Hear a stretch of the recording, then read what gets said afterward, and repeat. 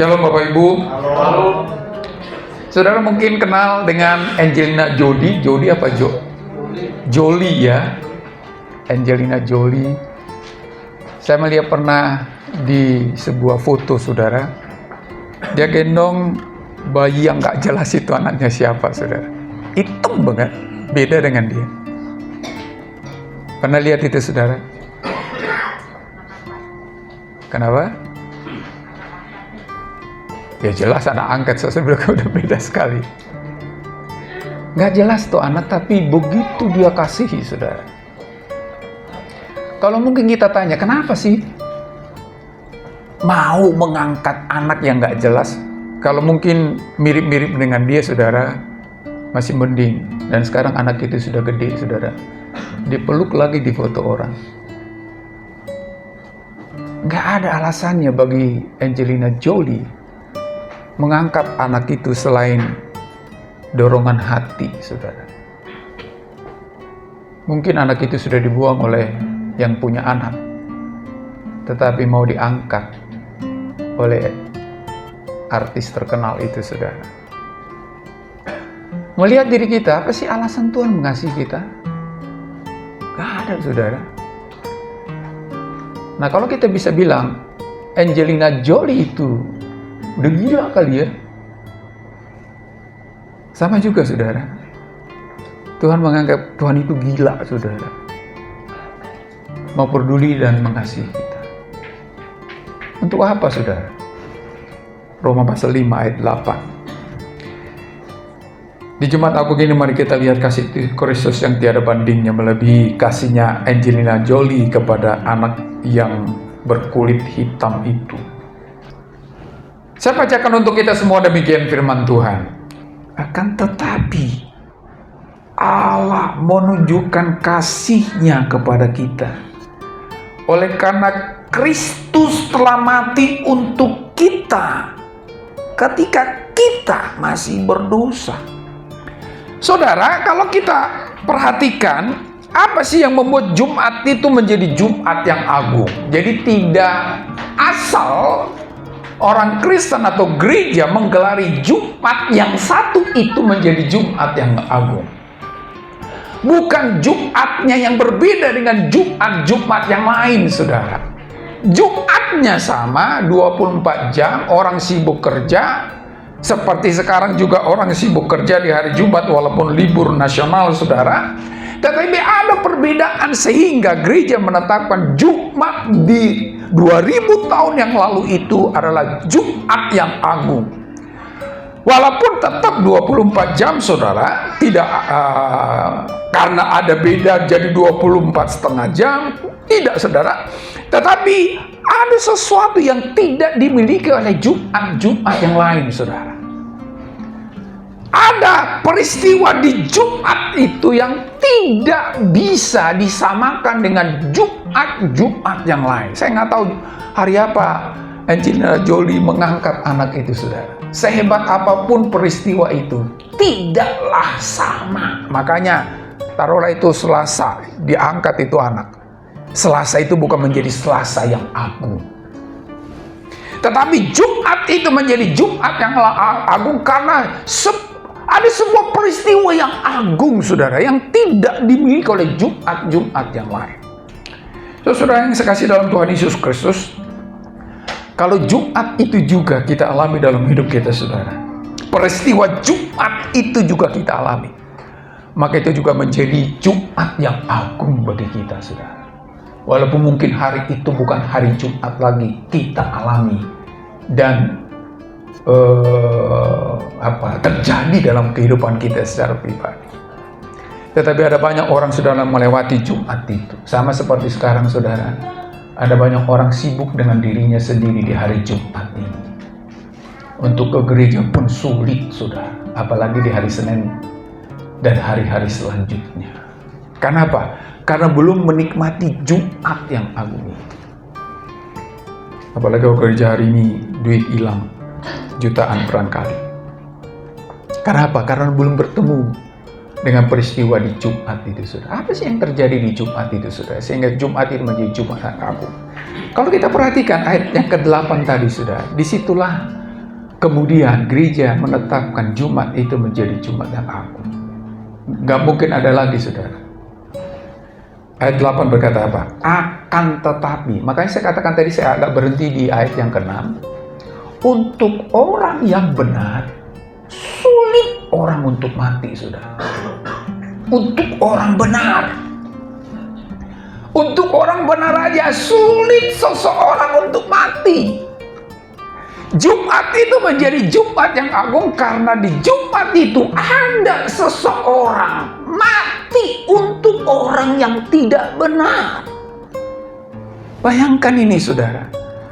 Ada pribadi berkorban untuk orang yang jahat. Untuk orang benar aja orang sulit mati untuk dia, saudara. Nah, pribadi ini justru mati untuk orang yang tidak benar. Makanya Jumat itu menjadi Jumat yang agung karena pertama, saudara, Allah menunjukkan kasih-Nya justru kepada orang dosa, saudara. Orang jahat, orang yang tidak punya harapan lagi masa depannya. Saudara mungkin punya uang banyak hari ini, saudara. Deposito Anda mungkin nggak kehitung di bank. Tapi ingatlah, saudara, akhir hidup orang yang tidak berjumpa dengan Jumat Agung itu tidak ada lagi kecuali binasa, saudara. Hidup di dunia ini bukanlah hidup yang sesungguhnya, saudara, tapi hidup di masa yang akan datang. Nah, hidup di masa yang akan datang itu semuanya udah jelas binasa. Apapun keadaannya di dunia ini, kalau dia tidak berjumpa, mengalami peristiwa di Jumat Agung itu, saudara. Karena di Jumat itu Allah menyatakan kasih-Nya. Saudaraku, apa sih untungnya bagi Tuhan mengasihi manusia? Nggak ada, saudara. Kalaupun Anda puji Dia nantinya ketika Anda percaya kepada Tuhan, Dia sudah terpuji kok. Dia nggak butuh itu, saudara. Kita butuh sesuatu karena kita masih inginkan itu. Saudara mungkin sudah punya banyak duit, Anda dikasih duit lagi. Kenapa? Menjadi untung, saudara. Karena kita inginkan duit itu walaupun sudah banyak. Allah nggak inginkan itu lagi. Dia sudah penuh, saudara. Seperti gelas yang diisi air, sudah tidak ada lagi ruang untuk menambah air yang kita tambahkan. Iya sih kita tambahkan, tapi udah luber, saudara. Tambahin lagi, sudah jatuh, saudara. Kenapa? Sudah penuh. Jadi jangan pikir untung bagi Tuhan ketika saya percaya, saya puji Dia. Enggak, saudara. Kalau itu yang menjadi alasan, berarti pengorbanan Kristus punya maksud tertentu. Lebih bagus Angelina Jolie, saudara. Tetapi firman Tuhan ini berkata, justru untuk orang berdosa. Saudara, kalau saudara perhatikan perjanjian lama, orang berdosa hukumannya adalah mati, saudara, atas kesaksian 2 atau 3 orang. Sehingga orang berkata, Allahnya perjanjian lama itu Allah yang sadis, saudara. Apa-apa mati, apa-apa mati. Mari coba baca, saudara. Sudah baca nggak perjanjian khususnya kitab Keluaran, Imamat, Bilangan, saudara? Begitu sadisnya Allah itu anggapan orang. Karena apa? Salah sedikit aja sudah mati. Lakukan keluar sedikit mati, saudara. Nggak ada ampun. Nggak ada ampun, saudara. Tetapi kita pikir, kenapa mesti harus dimatiin? Ya karena dosa, saudara. Nggak ada alternatif dari sebuah pelanggaran untuk tidak dihukum. Dan hukumannya memang mati. Ada jelas atau kena upah dosa adalah maut, saudara. Mati.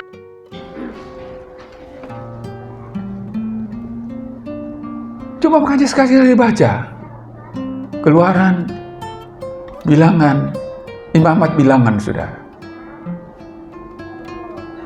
Ada orang yang tidak tahu bahwa itu hari Sabat, lalu dia keluar rumah lalu mengambil sesuatu di ladang. Dilaporin, saudara, kepada Musa. Lalu Musa datang kepada Tuhan. Gimana ini, Tuhan? Matiin. Kalau enggak, dosa itu tidak akan pernah beranjak dari umat ini, katanya.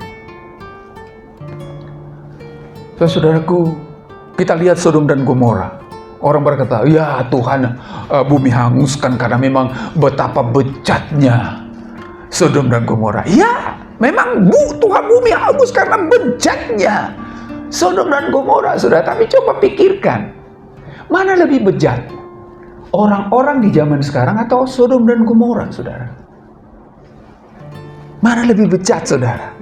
Manusia di Indonesia dengan manusia di Sodom dan Gomora.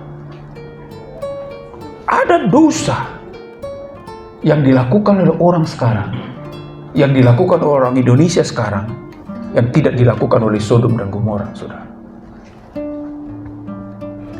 Dan tidak ada tidak dilakukan oleh orang-orang sekarang ini, saudara.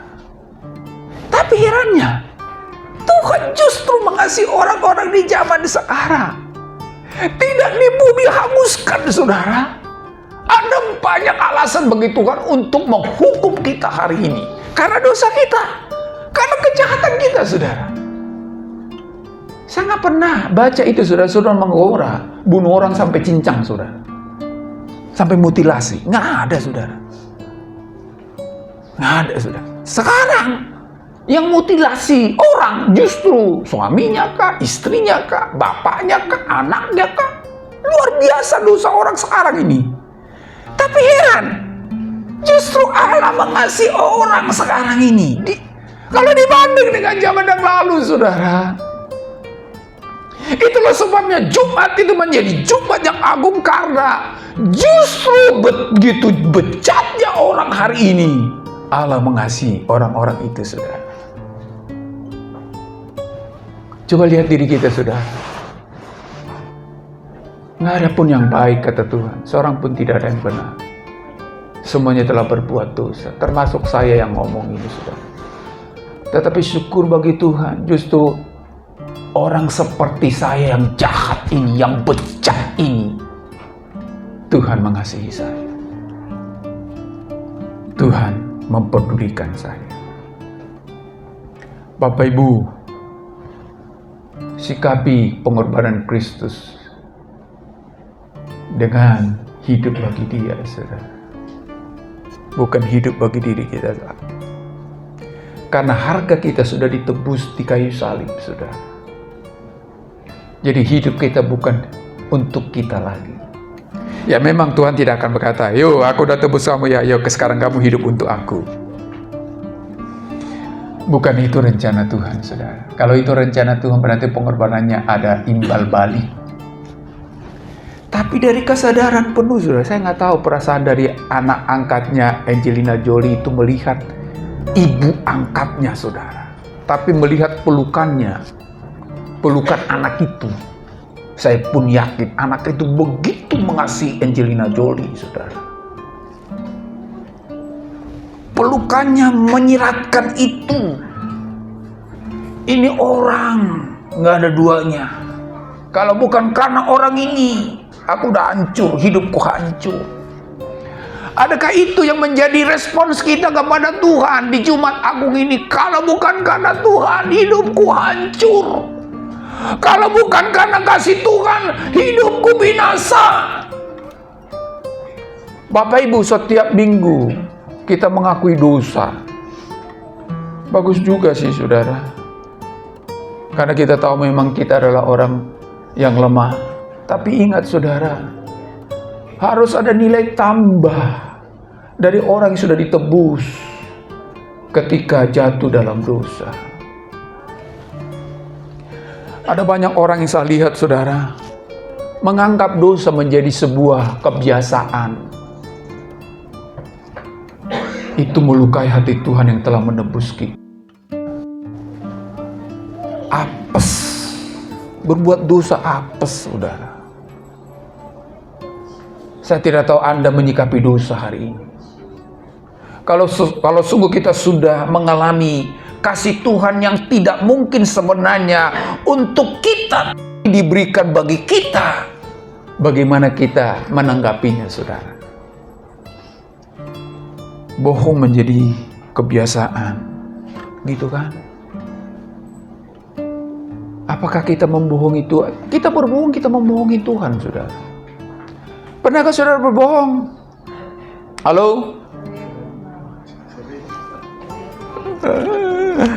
Saudaraku, kalau masih sering perlu dipertanyakan. Bilanglah pernah, saya juga pernah berbohong, saudara. Tapi saudara sering berbohong, ada sesuatu yang salah. Ada sesuatu yang salah kalau Anda sering berbohong.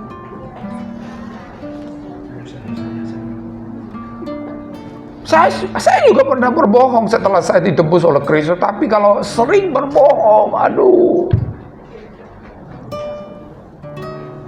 Berarti Anda sering membohongi Tuhan.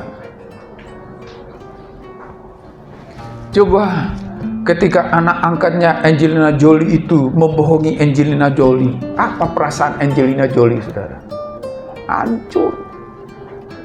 Ini anak aku angkat dari sampah, kok dibohongin saya?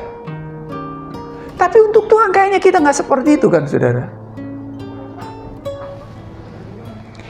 Tetapi katanya saudara, Allah menunjukkan kasih-Nya kepada kita di hari Jumat Agung itu. Makanya Jumat ini menjadi Jumat yang agung. Kasih-Nya yang tidak adalah alasan untuk diberikan kepada kita, toh juga diberikan, saudara. Tanggapi kasih Tuhan, responi kasih Tuhan secara positif, saudara. Jangan berkata, toh juga Allah mengasihi aku, nanti juga akan Dia ampuni aku. Betapa murahnya kasih Tuhan itu, saudara, bagi kita. Makanya visi misi gereja ini, saudara, bertumbuh. Kalau dulu Anda sering berbohong, kurangilah bohong, saudara. Itu namanya bertumbuh. Kalau kurang bohongnya, semakin berkurang bohongnya.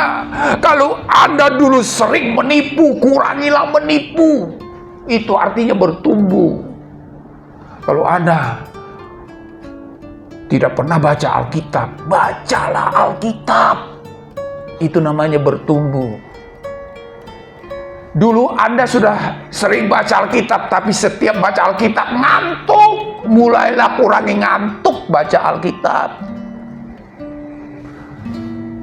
Mudah-mudahan ini Bapak Ibu Saudara gemar baca Alkitab. Itu respons dalam mengasihi, meresponi kasih Tuhan, saudara. Karena kita nggak tahu bagaimana menyikapi jalan-jalan kehidupan kita selain kita dekat pada firman, saudara. Itu respons yang harus kita miliki di Jumat Agung ini. Tuhan, terima kasih untuk kasih-Mu. Aku mau mengasihi Engkau. Caranya gimana? Kurangi berbohong, saudara. Jangan sering lagi kalau ditanya, pernah berbohong? Sering. Malah bangga, saudara. Kurangi berbohong. Kalau bisa, jangan berbohong lagi. Tapi setiap Anda berbohong, suara hati Anda terganggu apa tidak? Bukan berarti tidak pernah bohong lagi. Itu bohong, saudara. Kalau saudara berkata tidak pernah berbohong, itu bohong. Tetapi pernahkah ketika Anda bohong, hati nurani Anda terganggu, saudara?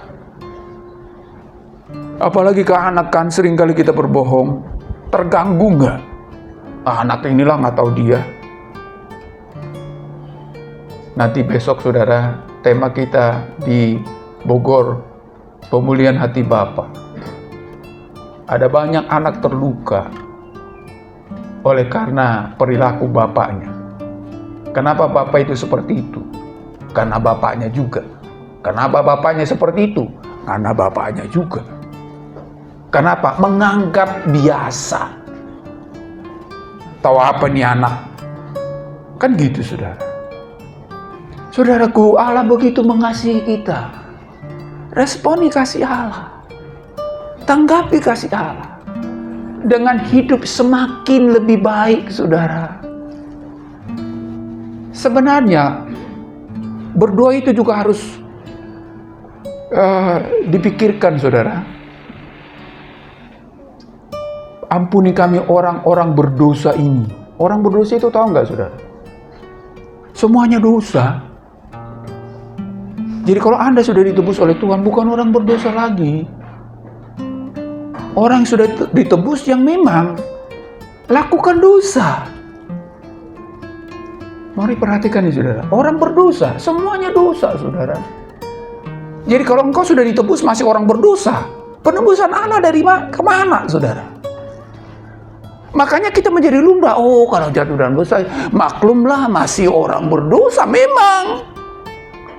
Tapi kalau Anda sudah ditebus bukan orang berdosa lagi, berjuang untuk tidak jatuh dalam dosa. Walaupun kenyataannya toh jatuh juga.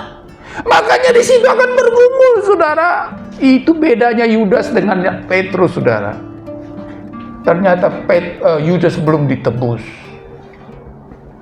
Ketika Petrus tahu bahwa dia sudah menyangkali Tuhan, hatinya hancur, saudara.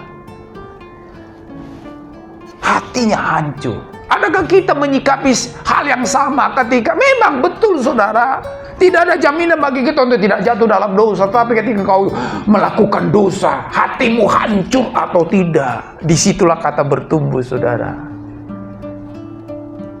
Hati yang hancur itu akan datang kepada Tuhan dan berkata, Tuhan ampuni aku telah membohongi anakku tadi, aku telah membohongi istriku, aku telah membohongi suamiku, aku telah membohongi temanku tadi di kantor. Kalau itu tidak terjadi, kita nggak bertumbuh, saudara. Orang berdosa terus, walaupun kita angkat tangan, puji Tuhan. Tetapi walaupun kenyataan memang karena kita masih manusia jatuh dalam dosa, hati kita hancur dan berkata kepada Tuhan, Tuhan aku telah melukai Engkau. Kita berbuat dosa terhadap orang, bukan sekedar terhadap orang itu kita melakukan dosa, saudara. Terlebih kepada Tuhan. Ya memang kalau kita berbuat salah hanya untuk orang, selesai, saudara. Dia juga lupa, aku juga lupa. Tapi ingat, karena dosa itu bukan sekedar untuk orang, saudara. Engkau melukai orang, bukan orang itu udah lupa. Tapi engkau melukai orang, itu dosa di hadapan Allah. Dan tidak akan selesai, saudara. Kalau engkau tidak datang kepada Tuhan.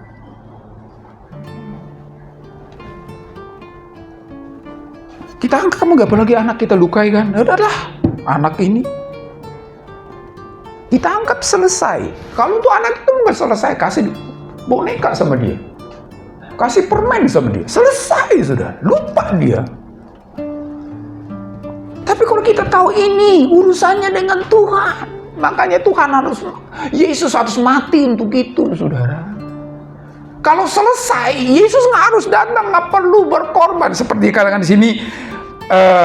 Karena Kristus telah mati untuk kita orang berdosa. Untuk orang benar aja nggak ada alasan untuk mati.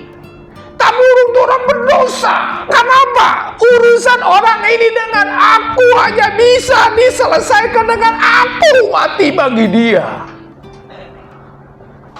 Jadi saudara, ketika engkau memikirkan untuk melakukan dosa, pikirkan ini.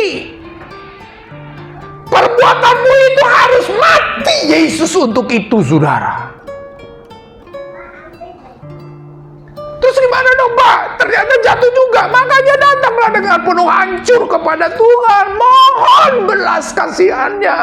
Bukan supaya melakukan dosa lagi. Jatuh lagi. Datang lagi sama Tuhan. Dengan hati yang hancur. Jangan petantang petenteng, saudara. Ada banyak orang hari melakukan dosa petantang petenteng, saudara. Seolah-olah tidak ada. Ya, masa cuma bohong begitu besar sih? Saudara, nggak ada dosa kecil, nggak ada dosa besar. Dosa kecil Yesus mati untuk itu, dosa besar juga Yesus mati untuk itu. Karena semua orang telah berbuat dosa besar. Bukan. Karena semua orang telah berbuat dosa. Dosa apapun, saudara. Mari bertumbuh di dalam Tuhan. Keluar dari sini sebagai respon dari pengorbanan Kristus di atas kayu salib. Mari berkomitmen, Tuhan tolong aku supaya hidupku bertumbuh, menyikapi dosa berbeda sebelum aku datang ke gereja ini. Kalau Anda masih sama, saudara, Anda tidak akan pernah bertumbuh. Kalau kita tidak bertumbuh, saudara, tidak akan menjadi dampak bagi orang lain. Ketemu dengan kolega di kantor sama juga. Apa yang kita mau ambil dari perusahaan ini kan gitu, saudara. Apa yang kita bisa siasati di kantor ini.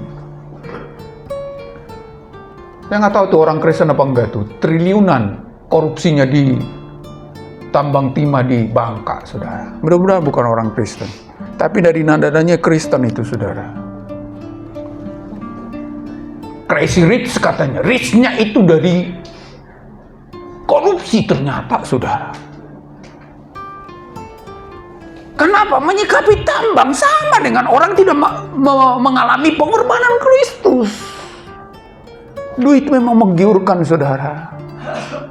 Tapi milikilah pertumbuhan iman di tengah-tengah tawaran duit, saudara.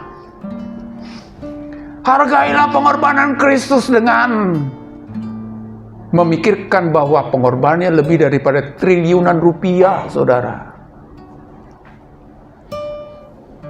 Itu bedanya kita sebelum mengalami pengorbanan Kristus dan sesudah, saudara.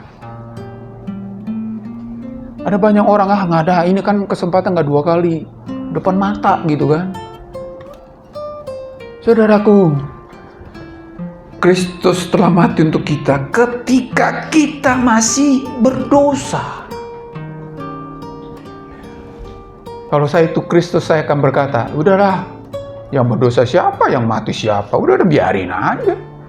Tapi untung Yesus itu bukan saya, saudara.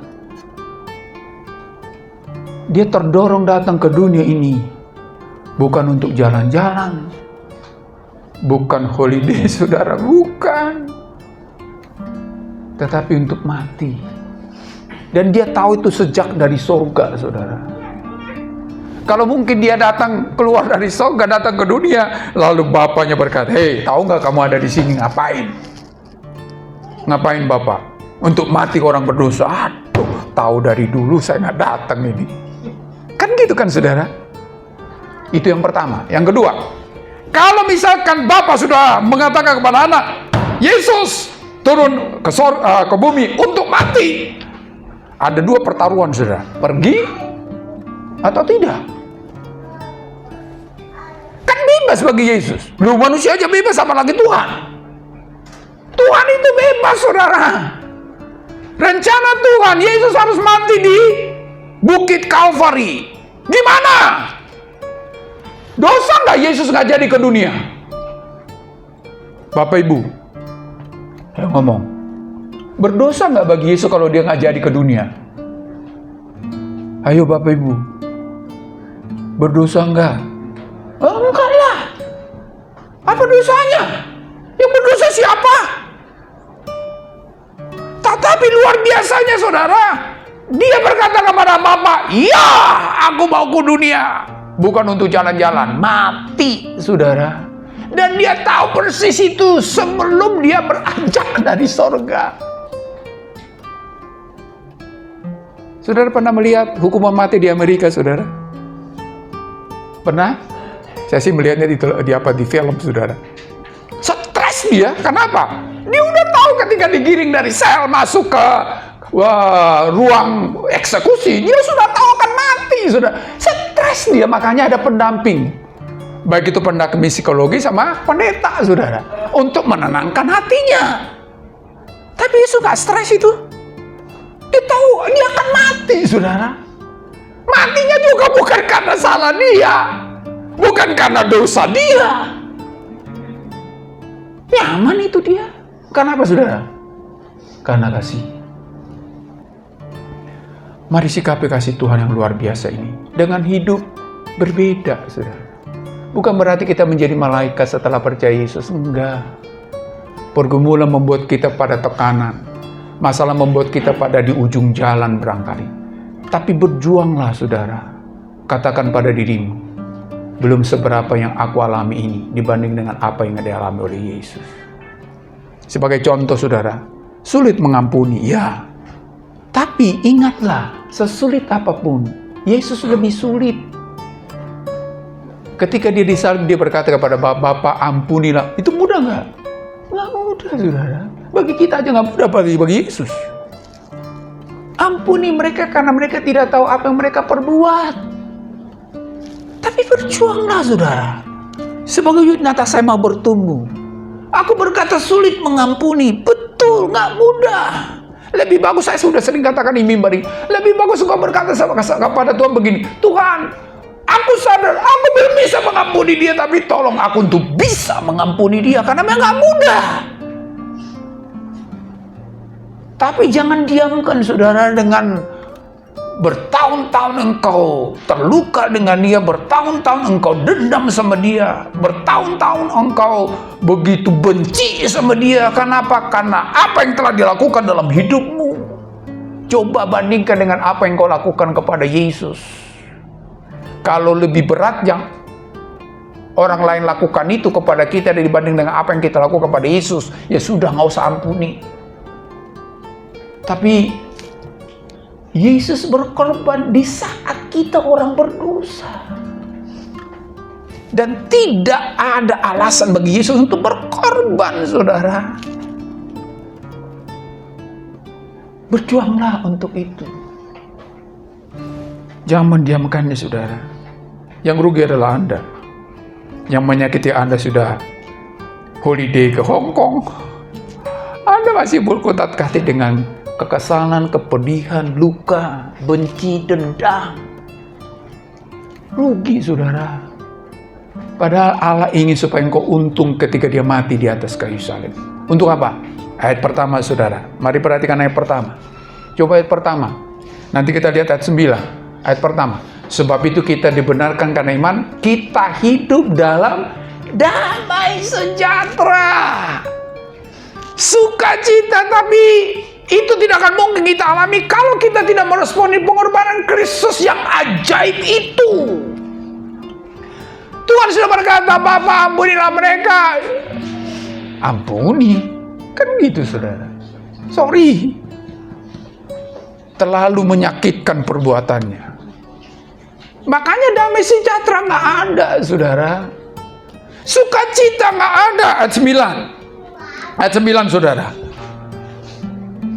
Lebih-lebih karena kita sekarang telah dibenarkan oleh darahnya, kita pasti akan diselamatkan dari murka Allah. Murka Allah itu membebani manusia, saudara, sehingga nggak ada sukacita, nggak ada damai, nggak ada menikmati hidup walaupun segalanya punya, saudara. Ada ironi hidup bagi manusia zaman sekarang. Segalanya punya, tapi nggak ada damai. Kenapa? Damai tidak bisa dibeli. Uang tidak akan menjamin akan ada damai, saudara. Karena masalah utama bukan ketiadaan uang, saudara. Masalah utama adalah karena dosa. Dosanya tidak diselesaikan, yang ada damai walaupun duitnya ada. Justru semakin banyak duit, semakin repot, saudara. Inflasi lah, ditipu orang lah, dicuri orang lah. Kan gitu, saudara. Ya bukan berarti nggak perlu uang sih. Tapi jujur ya, walaupun kita di gereja nih, pilih mana, damai atau uang? Mari, itu yang sering kali dilupakan oleh dunia ini, saudara. Cari uang, cari uang, cari uang, cari uang, cari uang, cari uang. Dan ternyata nggak damai, saudara. Ingat Bapak Ibu, ketika Anda cari damai, itu kan yang dikatakan oleh Yesus kan? Carilah dahulu kerajaan Allah dan kebenarannya. Apa itu? Apa itu, Bapak Ibu? Damai. Maka akan ditambahkan kepadamu. Apa itu yang ditambahkan? Uang. Makanya tidak dibilang di situ uang ya Pak ya. Tapi ingat, carilah dahulu kerajaan Allah dan kebenarannya, maka semuanya itu, semua apa itu? Mari lihat yang di atas. Apa itu? Uang, saudara. Pakaian, makanan, rumah, kan itu yang dibicarakan di atas. Baca Alkitab, Pak. Itu, saudara. Jangan khawatir tentang apa yang kamu akan makan. Jangan khawatir tentang apa yang akan kamu pakai. Carilah dahulu kerajaan Allah dan segala kebenarannya, maka semuanya itu. Semua apa? Uang itu yang di atas itu ditambahkan. Makanya Bu Megi, ketika Ibu Megi ambil damai, uang ditambahkan, Bu. Jadi jangan fokus uang, fokuslah pada aku mau mempermuliakan Engkau Tuhan. Ayat pertama berkata, kita damai saudara. Ketika engkau damai, engkau kerja enak kan? Engkau kerja semangat. Engkau kerja akan antusias. Masa Tuhan gak berkati? Saudara, akan ditambahkan. Kerja boleh saudara, memang harus kerja, karena firman Tuhan berkata gak kerja gak dapat makan. Tetapi ingatlah saudara, jangan fokus pada kerja, fokuslah pada Tuhan. Maksudnya apa? Aku mau meresponi pengorbanan Kristus di atas kayu salib, di mana dia mati untuk aku orang berdosa. Nggak ada alasan, nggak ada kamus. Itu sebabnya aku mau berkorban untuk dia. Itu respons kita saudara. Dia berkorban untuk kita supaya kita berkorban untuk dia. Caranya apa? Mati? Nggak perlu. Berkorban itu apa? Mengampuni orang saudara, berkorban itu. Korban itu saudara, merelakan hakmu yang diambil orang sehingga engkau nggak perlu ke pengadilan. Itu berkorban itu saudara. Gereja hari ini juga sampai ke pengadilan saudara. Heran saya. Sehingga sepertinya tidak ada jalan keluar saudara. Bapak Ibu, Yesus berkorban bagi kita supaya kita berkorban bagi dia. Berkorban bukan untuk mati saudara. Untuk melepaskan hak kita. Nggak ada lagi hak, alasan begitu untuk mempertahankan hak saudara. Itu milik Kristus sekarang, karena engkau sudah ditebus. Saudara tahu arti penebusan di zaman itu saudara?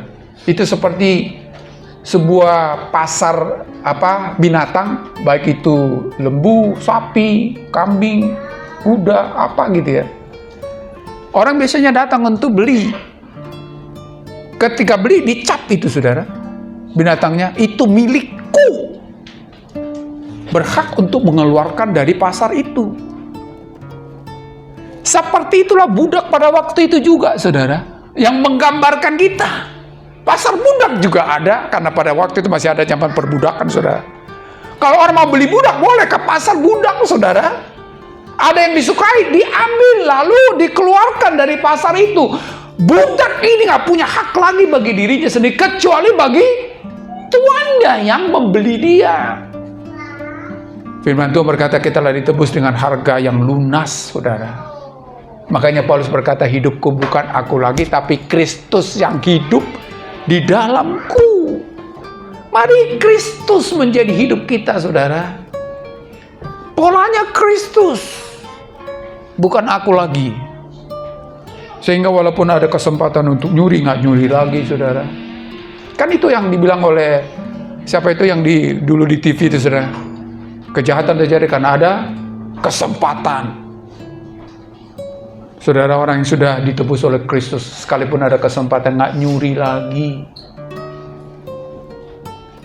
Ada kesempatan untuk marah, nggak marah lagi saudara. Ada kesempatan untuk balas dendam, nggak balas dendam lagi. Oleh karena itu saudara, di hari Jumat yang agung ini, Jumat itu menjadi Jumat yang agung karena di hari itu Tuhan sudah menyatakan kasih-Nya yang begitu besar, yang tidak akan mungkin kita bisa setarakan lagi dengan apapun yang ada di dalam dunia ini. Dan kasih itu telah nyata saudara ketika Kristus rela berkorban justru bagiku orang berdosa, orang yang jahat, orang yang gak punya masa depan. Makanya bagi orang kaya ini sulit ini menerima ini saudara. Oh, aku punya kaya, punya masa depan di dunia barangkali saudara. Tapi hidup ini bukan di dunia ini, bukan di dunia yang akan datang menjadi ukurannya. Bagimu yang belum memperhadapkan hidup kepada pengorbanan Kristus, gak ada harapan untuk hidup di masa yang akan datang saudara, kecuali pada penghukuman yang kekal. Itu bagian dari setiap orang yang sudah jatuh dalam dosa. Tetapi bagi kita yang sudah ditebus, ada masa depan saudara, ada harapan. Dan hidup di masa depan itu lebih indah kata Paulus dibanding dengan hidup di zaman sekarang. Mungkin hidupmu baik dan begitu baik hari ini, lebih baik di masa depan saudara. Paulus berkata, tidak sebanding dengan kemuliaan yang akan diberikan kelak bagi kita. Semulia apapun engkau hari ini, apalagi nggak mulia. Responi pengorbanan Kristus, saudara, jangan disia-siakan. Jangan hidup seenaknya lagi. Bukan berarti kita menjadi malaikat, saudara, enggak. Tetapi ada hal-hal yang membuat kita berubah, bertumbuh. Menyikapi orang, menyikapi pekerjaan, menyikapi keluarga, menyikapi masalah, menyikapi pergumulan, menyikapi sakit penyakit harusnya berbeda. Sehingga demikian kita menjadi kemuliaan bagi Allah. Amin. Mari kita berdoa.